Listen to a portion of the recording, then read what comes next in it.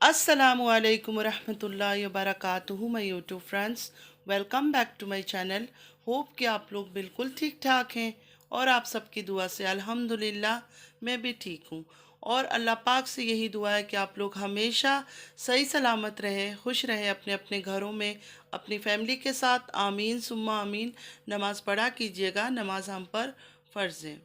और अगर आप लोगों को मेरी वीडियो अच्छी लगती है तो लाइक, सब्सक्राइब और शेयर ज़रूर कीजिएगा। और चैनल पे जो भी न्यू आ रहा है आपसे भी रिक्वेस्ट है कि लाइक, सब्सक्राइब, शेयर और बेल आइकन को हिट करना मत भूलिएगा कि जब भी मैं कोई वीडियो अपलोड करूं आप लोगों को नोटिफिकेशन मिलती रहे। और पूरा वीडियो आप लोगों ने ज़रूर वॉच करनी है। तो अभी सबसे पहले हम बात करेंगे सलमा के बारे में। मतलब माशाल्लाह माशाल्लाह माशाल्लाह, बहुत प्यारी, बहुत क्यूट। चेहरा तो नहीं देखा लेकिन बच्चे मासूम खूबसूरत ही होते हैं जब पैदा होते हैं। तो अल्लाह पाक ने और एक रहमत से नवाजा है सलमा को। तो फिर से दोबारा सारी फैमिली को बहुत बहुत बहुत मुबारक हो। सलमा से ये कहूँगी कि असगर भाई से दोबारा कान पे अजान दिलवा दे बच्ची का, क्योंकि मुस्तफ़ा छोटा है, थोड़ा सा उससे आगे पीछे हुआ वर्डिंग्स में। जो पहले बोलना था उसने बाद में बोला है, तो कोई बात नहीं है, वो बच्चा है। अब दोबारा असगर भाई को बोले कि उसके कान में अजान दे दे बच्ची का। अच्छा, अब बात करते हैं सी सेक्शन के बाद क्या इंसान बैठ सकता है विद इन 1 डे का, इतना नॉर्मल तरीके से। मैं उस पर बात करूंगी। मैं सलमा पर कोई रिमार्क पास नहीं करूंगी। मैं सलमा के टच में नहीं हूँ। मैं सलमा को सपोर्ट करती हूँ वीडियो के ज़रिए, लेकिन सलमा के साथ टच में या बातचीत हमारी आपस में नहीं होती है। ठीक है, तो सलमा के साथ जिनका टच है या सलमा से जिनकी बातें होती है, राब्ता होती है, ज़्यादा इन्फॉर्मेशन आप लोग को वहाँ से मिल सकता है। मैं वही बातें कर सकती हूँ जो वीडियो में मुझे दिखता है या नज़र आता है। तो मुझसे पूछा गया सी सेक्शन के बाद क्या कोई ऐसे नॉर्मल बैठ सकता है। तो जो मुझे पर्सनल एक्सपीरियंस है और जो मैं अभी भी रिसेंटली ये सब चीज़ें देख रही हूँ यहाँ यूएई के अंदर, सी सेक्शन के बाद किस तरह औरतें बैठती है, उठती है, चलती है, मैं वो बातें आप लोगों के साथ शेयर करूँगी। सी सेक्शन जो है, जो सिजारियन कहा जाता है, कोई छोटा ऑपरेशन नहीं है, ये एक मेजर ऑपरेशन है और काफ़ी पेनफुल रहता है। और पेन का रीज़न ये है कि लोअर एब में कट होता है, वहाँ स्टिचेस लगती है। तो विदाउट एनी बैक सपोर्ट का मतलब थोड़ा सा बैक में ऐसे सपोर्ट करके तो हम बैठ सकते हैं, उसमें भी दर्द होता है, लेकिन पूरी तरह से हम नहीं बैठ सकते फ़ौरन। क्योंकि जिनका भी सी सेक्शन हुआ है या हो रहा है उनको पता होगा ये सब बातें। आई होप कि मैंने आप लोगों का सवाल का जवाब सी सेक्शन के बारे में अच्छे से दे दिया है। और एक बात मैं क्लियर कर दूं मेरी बहनों, मेरी प्यारी बहनों, मैं कोई डॉक्टर नहीं हूँ प्लीज़, ठीक है।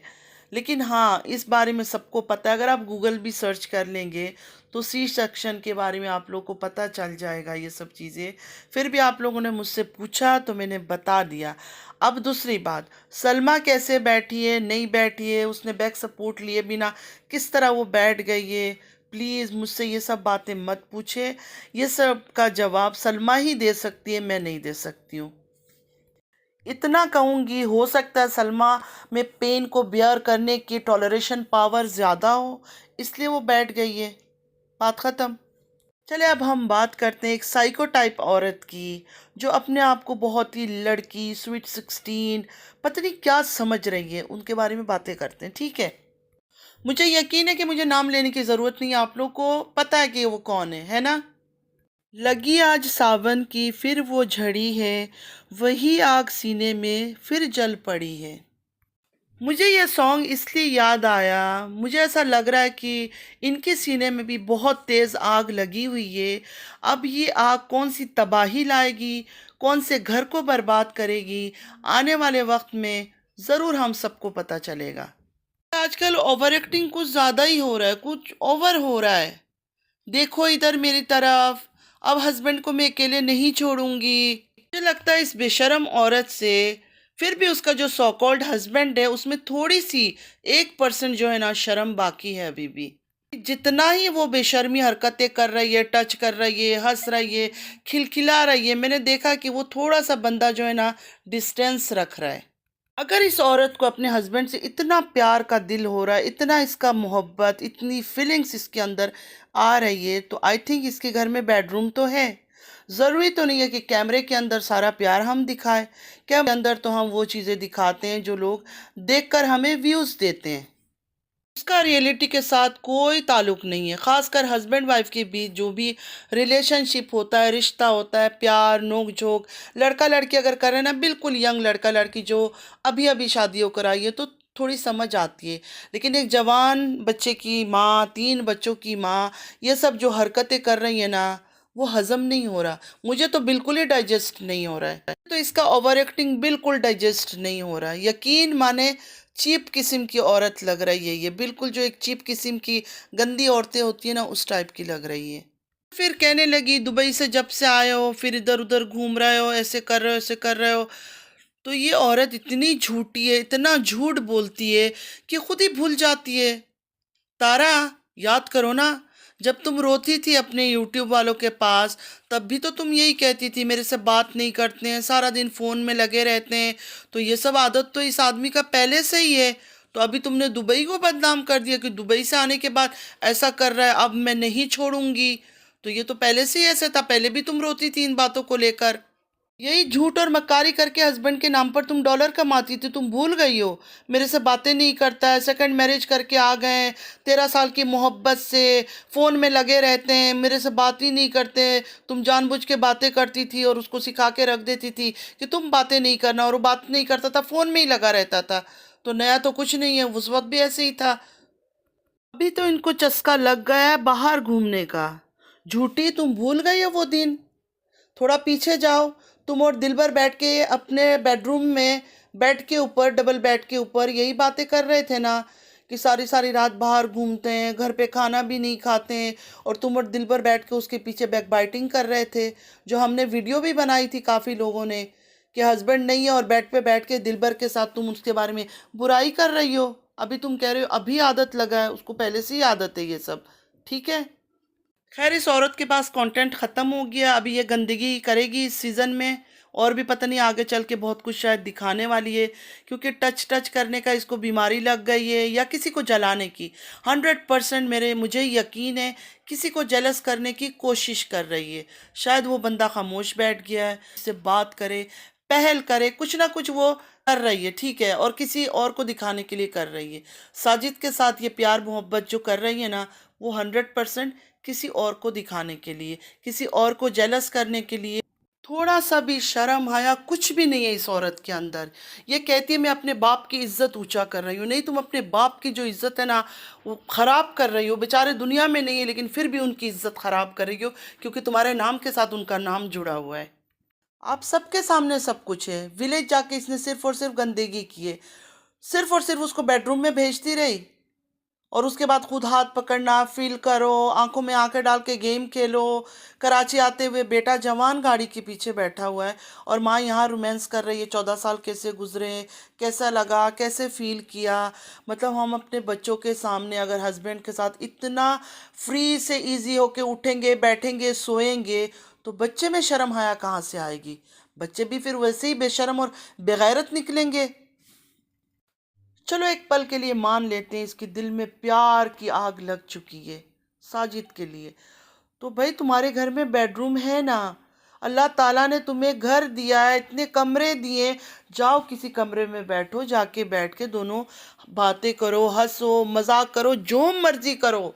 ऑन कैमरा क्यों, ऑन कैमरा क्यों शो कर रही हो। अपनी बेहया हरकतों को और बेशर्मी हरकतों को स्टॉप कर दो, रोक लो, वरना ऐसा ना हो कि अल्लाह तुम्हारी रस्सी ऐसे खींचे ना कि तुम किसी हाल में भी बच ना सको। और दूसरी बात, इसका घर घर का ड्रामा फिर शुरू हो गया। अभी घर फिर से तलाश कर रही है, फिर से घर सर्च कर रही है। ये एक घर में 6 महीना भी नहीं टिकती। आखिर क्या रीज़न है, क्या वजह है, मैं तो समझ नहीं पा रही हूँ। क्योंकि शिफ्टिंग करना, आप में से जिन्होंने भी घर शिफ्ट करते हो, सामान वगैरह पैक करना, यहाँ से वहाँ शिफ्ट करना, कितना मुश्किल काम होता है। उसके बाद उसको सेट करना अपने घर पे जाके, चाहे वो अलमारी हो, चाहे कबर्ट हो, चाहे कुछ भी हो, एक एक चीज़ के अंदर कपड़े डालना, तय करना, ये वो, कितना हेडेक होता है। इसको कैसे मज़ा देता है हर 6 महीने में घर लेना। इस घर में इसने कितनी सेटिंग किया था, अब इस घर को भी छोड़ना है। और ये ऐसा क्या करती है? मुझे तो ऐसा लगता है कि जो घर का लैंडलॉर्ड है, जो मालिक मकान है, वही इसको नोटिस देते होंगे कि घर खाली करो। वरना खुद आप लोग सोचे कि कौन इस तरह का घर चेंज करता है। हर 5 महीने में, 6 महीने में इतनी मुश्किल से हर चीज़ सेट करना, सजाना, हर चीज़ करना, उसके बाद फिर घर छोड़ दो। क्या करती है ऐसा? इसकी कौन सा काला करतूत लोगों के सामने आ जाता है, या मालिक मकान के नज़र में पड़ जाता है कि वो कहते हैं कि नहीं भाई, हमारा सोसाइटी का सारा वो ख़राब कर देगी, एटमॉस्फेयर ख़राब कर देगी, इसको यहाँ से निकालो। अच्छा, एक्सक्यूज़ क्या दिया? अम्मी चाहती है घर ले लूँ, क्योंकि अम्मी परेशान है, अम्मी चाहती बस मेरा अपना घर हो। हस्बैंड को आप मुझे बस अपना एक घर लेके दे दो, तो उन्होंने कहा हाँ, ढूंढ रहे हैं, इंशाल्लाह दुआ करो। तो इनकी अम्मी का तो क्या कहना, इन्होंने तो इस एज में इनकी अम्मी ने हक मेहर में पूरा घर लिखवा लिया। तो बेटी को यही आइडिया देंगे और क्या देंगी कि घर बनाती जाओ, क्योंकि यही घर लेके हमने कब्र में भी जाना है। कब्र में भी हम बोलेंगे हमें इस घरों को पैक कर करके तोड़ के इनकी जो मिट्टी है, ईंट है, वो सारे हमारे कब्र के ऊपर ही डालना। खुद सोचने वाली बात है, इंसान पूरी ज़िंदगी मेहनत करता है, एक घर बनाता है, और अल्हम्दुलिल्लाह उसकी सारी ज़िंदगी ऐश से गुजर जाती है। इसको कितना घर चाहिए? भावलपुर में घर लिया हुआ है, कहाँ प्रॉपर्टी ली हुई है, कहाँ ली हुई है, फिर भी इसको घर की तलाश है। ये वो नाशुक्री औरत है कि कभी भी इसका दिल नहीं भरेगा, इसका दिल ऐसे ही बेचैन रहेगा। इसको कितना भी दौलत मिल जाए ना, ये ऐसे ही भटकती रहेगी हर टाइम, ये चाहिए वो चाहिए, क्योंकि ये नमाज से गाफिल है, दीन से गाफिल है, इसका ईमान कमज़ोर है, इसके अंदर लालच भरी हुई है। ये अगर सही ढंग से तौबा भी कर लेती ना, तो इसको सुकून आ जाता। जिन जिन के साथ इसने नाइंसाफ़ी की है, जिन औरतों का इसने दिल दुखाया है, जिनके घरों को इसने ख़राब किया है, ख़राब करने की कोशिश की है, उनसे ये माफ़ी मांग लेना, इसके दिल को सुकून आ जाता। सबर वाली कहती है मैं सबर वाली हूँ। ये सबर वाली औरतें ऐसे होती है? सबर वाली औरतें ऐसे नहीं भटकती है, उनके दिल में बहुत सुकून होता है। थोड़े से चीज़ में भी शुक्र अल्हम्दुलिल्लाह पढ़ते हैं वो लोग। इसकी जो ये अदाएँ हैं ना, जो ये ड्रामेबाजी दिखाती है, बदमाशी दिखाती है, चीप हरकत दिखाती है, यकीन माने सिर्फ़ और सिर्फ मेल्स देखते होंगे। कोई अच्छा इंसान, घरेलू इंसान, बहन बेटियों वाला, वो इसको कभी पसंद नहीं करेगा। बच्चा हमेशा अपने बच्चों को भी इस्तेमाल करती है। पहले तो माँ का दर्द बताया कि माँ चाहती है कि घर ले लूँ, मेरी वालिदा चाहती है, और अब आयत की भी एक्सक्यूज़ है, क्योंकि आयत को स्कूल में डालना है, स्कूल की तलाश हो रही है, तो ऐसी जगह डालना है घर भी पास हो और उसका स्कूल भी पास हो। मतलब लोग अपने बच्चों को, 2-2 साल के बच्चों को, 1-1 साल के बच्चों को डे केयर में छोड़ के काम कर रहे हैं। हर मतलब ड्राइवर तुम्हारे पास है, गाड़ी तुम्हारे पास है, तुम्हें किस चीज़ का टेंशन है? गाड़ी में बैठना है, ड्रॉप करना है, गाड़ी में बैठना है, पिक करके ले आना है। एक तो तुम्हारा ड्राइवर कहीं और जगह जॉब नहीं करता, घर पे ही बैठा रहता है। ऊपर से तुमने अब ये फैसला कर लिया है कि अपने से कभी दूर नहीं करूँगी, अकेले कहीं जाने नहीं दूँगी, मेरा सुहाग हमेशा मेरा साथ रहेगा। तो अब किस चीज़ का टेंशन है? बच्ची को डाल दो स्कूल में, और कितना टाइम लोगी, कितना एक्सक्यूज़ दोगी बच्चों को पढ़ाई में? और दूसरे बच्चों को सीधा आते ही स्कूल रवाना कर दिया, कपड़े पहनाया, नीचे जाते हुए सीढ़ी से उतरते देखा, बस सेकंड में फिर वापस आ गए। हाँ, अब आफ्टरनून हो गया, मैं सो गई थी, मैं जाग गई थी, ये ड्रामे हुआ। मतलब इतने दिन एब्सेंट रहे स्कूल से, स्कूल को कोई लेटर जाके कोई बड़ा देता है, कोई बात होती है, मुंह उठा के बच्चे चले गए ऐसे ही। अगर कोई बच्चा 1 वीक भी एब्सेंट रहे क्लास से, तो उसको देना पड़ता है, या डॉक्टर का मेडिकल कोई सर्टिफिकेट दिखानी पड़ती कि बीमार थी, ये थी वो थी, या किसी का डेथ सर्टिफिकेट दिखाना पड़ता है कि कोई हादसा हो गया था, इस वजह से नहीं आ सके। इसका तो कुछ भी नहीं, क्योंकि ये अगर ऐसा कुछ तैयारी होता, करती, तो ज़रूर शो करती, क्योंकि ये वॉशरूम का भी दिखाती है, बेडरूम के सीन दिखाती है, तो क्या बच्चों का ये सब चीज़ें नहीं दिखाती? बस मुंह उठा के इसने स्कूल रवाना कर दिया। मतलब पूरी जाहिल औरत है, खुद तो जाहिल है, देखने वालों को भी वैसे ही जाहिल समझती है, और हकीकत में जो इसको देखते हैं ना, वो सच में ही इसकी तरह जाहिल है। तो फ्रेंड्स, बस आज के लिए इतना ही। आई होप कि आज का वीडियो आप लोगों को अच्छा लगा होगा। अच्छा लगा है तो लाइक, सब्सक्राइब और शेयर ज़रूर कीजिएगा। चैनल पे जो भी न्यू आ रहे हैं, आपसे भी रिक्वेस्ट है कि लाइक, सब्सक्राइब और शेयर ज़रूर कीजिए। बेल आइकन को हिट करना मत भूलिएगा कि जब भी मैं कोई वीडियो अपलोड करूँ, आप लोगों को नोटिफिकेशन मिलती रहे। पूरा वीडियो प्लीज़ वॉच कीजिएगा। और कोई भी बात मेरी बुरी लगी है तो ज़रूर कमेंट में मुझे बताइएगा। आप सबको पता है कि मैं पहले दिन से ऐसे ही हूँ।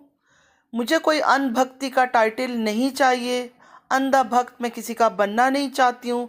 अगर कोई मुझसे कोई सवाल करेगा, कोई व्यूअर हो, चाहे वो मेरे दुश्मन भी हो, अगर मेरे नॉलेज में है वो बात तो मैं ज़रूर शेयर करूँगी, मैं बताऊँगी। अगर मुझे वो चीज़ पता नहीं है तो मैं क्लियर जवाब दूँगी कि मुझे नहीं पता। नमाज़ पढ़ा कीजिएगा, नमाज हम पर फ़र्ज़ है। नमाज को प्लीज़ मिस मत कीजिएगा, नमाज की आदत बना ले। एक दफ़ा यकीन माने आप लोगों ने आदत बना लिया ना, आप लोगों से खाना भी हज़म नहीं होगा जब तक आप नमाज ना पढ़े। बेचैनी रहेगी आपके अंदर कि मैंने नमाज नहीं पढ़ा है।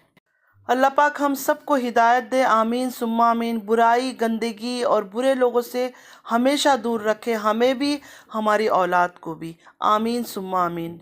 चलती हूँ, दुआ में याद रखिएगा। ज़िंदगी रही फिर मुलाकात होगी। अल्लाह हाफिज़।